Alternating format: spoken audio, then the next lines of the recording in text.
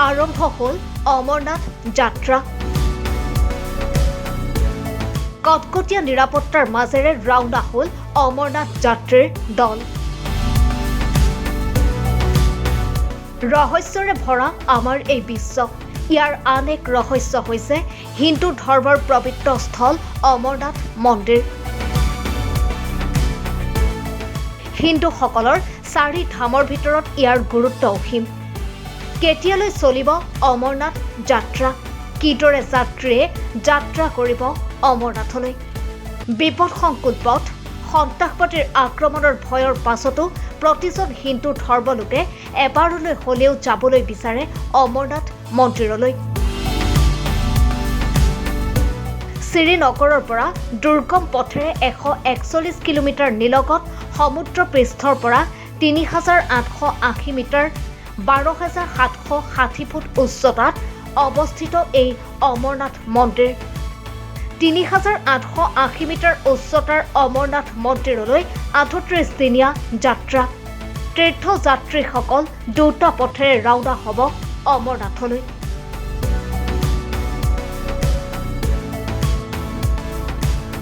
অমৰনাথলৈ অনন্তনাগ জিলাৰ পৰা ৪৮ কিলোমিটাৰ, নুনৱান আৰু পেহেলগাম পথ আৰু গণ্ডাৰবল জিলাৰ ১৪ কিলোমিটাৰ পথেৰে যাত্ৰা কৰিব তীৰ্থযাত্ৰীসকল। এই যাত্ৰা সামৰণি পৰিব ৯ আগষ্ট তাৰিখে। কটকটীয়া নিৰাপত্তাৰ মাজেৰে অমৰনাথ যাত্ৰী দল লখানপুৰৰ পৰা জম্মুৰ ভাগৱতী নদীৰ ঘাটি শিবিৰলৈ ৰাওনা হ'ব। ভাগৱতী নগৰ ঘাটি শিবিৰৰ পৰাই হিমালয়ত অৱস্থিত অমৰনাথলৈ যাত্ৰা কৰিব দলটোৱে। এইবাৰ জম্মু কাশ্মীৰৰ উপ ৰাজ্যপাল মনোজ সিনহাই জম্মুৰ পৰা অমৰনাথলৈ যোৱা প্ৰথমটো তীৰ্থযাত্ৰীৰ দলৰ ফ্লেগ অফ কৰে। এইবাৰ অমৰনাথ যাত্ৰাৰ বাবে বৰ্তমানলৈকে ৩.৩১ লাখতকৈ অধিক ভক্তই কৰিছে পঞ্জীয়ন। বৰ্তমান ৩,৫০০ৰো অধিক তীৰ্থযাত্ৰী ভাগৱতী নগৰৰ ঘাটি শিবিৰত আশ্ৰয় লৈ আছে। প্ৰতি বছৰে সকলো বাধা বিঘিনি মানি হাজাৰ হাজাৰ তীৰ্থযাত্ৰীয়ে অংশ লয় এই অমৰনাথ যাত্ৰাত। News desk, nation any.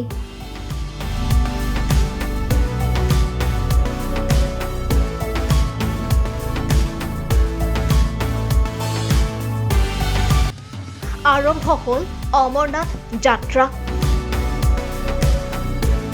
কটকটীয়া নিৰাপত্তাৰ মাজেৰে ৰাওনা হ'ল অমৰনাথ যাত্ৰীৰ দল।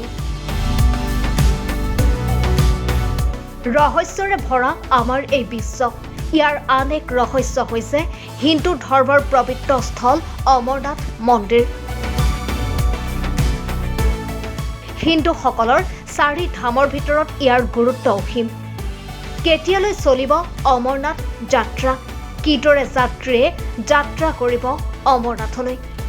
বিপদসংকুল পথ, সন্ত্ৰাসবাদীৰ আক্ৰমণৰ ভয়ৰ পাছতো প্ৰতিজন হিন্দু ধৰ্মলোকে এবাৰলৈ হ'লেও যাবলৈ বিচাৰে অমৰনাথ মন্দিৰলৈ।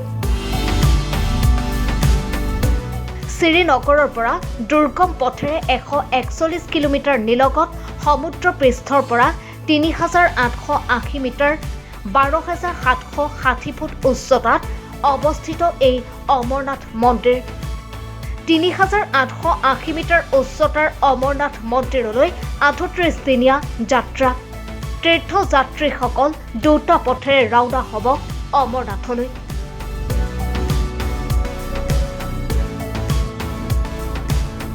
অমৰনাথলৈ অনন্তনাগ জিলাৰ পৰা ৪৮ কিলোমিটাৰ, নুনৱান আৰু পেহেলগাম পথ আৰু গণ্ডাৰবল জিলাৰ ১৪ কিলোমিটাৰ পথেৰে যাত্ৰা কৰিব তীৰ্থযাত্ৰীসকল।